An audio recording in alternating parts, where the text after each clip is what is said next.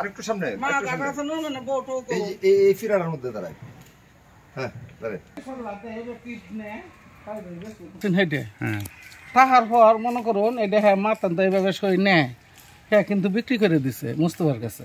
দেখা গেছে সাদের জঙ্গলকে হেঁটেও বিক্রি করছে কইরে কালারে নয় মনে করুন 15-20 দিন রয়েছে 15-20 দিন রয়েছে। তাহার পরে কালার তো যে কিবা টিপ নিচ্ছে এলাকার কেউই জানে না। হ্যাঁ মা স্টক করে মারা গেছে এই কালার বাইতে মারা গেছে জমি নেওয়ার পরে লিখে।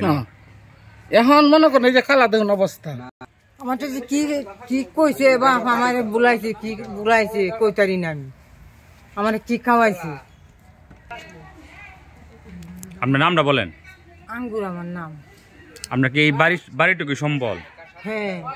আপনি কি করে চলেন? আপনি কাজ করিয়া বাসায় কাজ করেন? জি ওনার কাজ করতারি না। তাহলে আপনি চলেন কেমনে? এমনি আল্লাহ চালায় সহযোগিতা করে এলাকার? না সহযোগিতা করে না। জমি আছে না জমি করতে হবে না আমার আপনার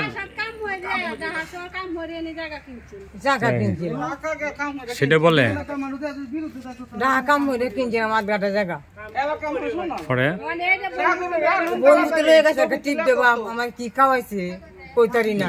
ঘুমের মধ্যে লেগে গেছে কইতেই পারি না আমার কি খাওয়াইছে।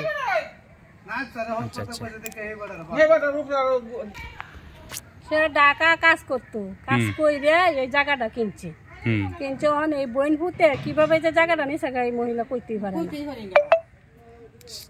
মানে জায়গা নিয়ে আসে চলে গেছে। কত দলিলটা হয়েছে যে দলিলের খোঁজ খবর জানেন আপনি? না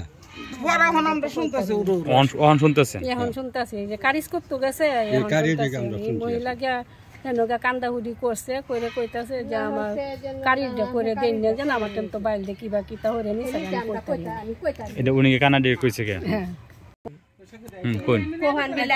আমি জানি না কেমনে নিছে কইতারি না বাবা আমারে যে কি করছে জাদু করছে।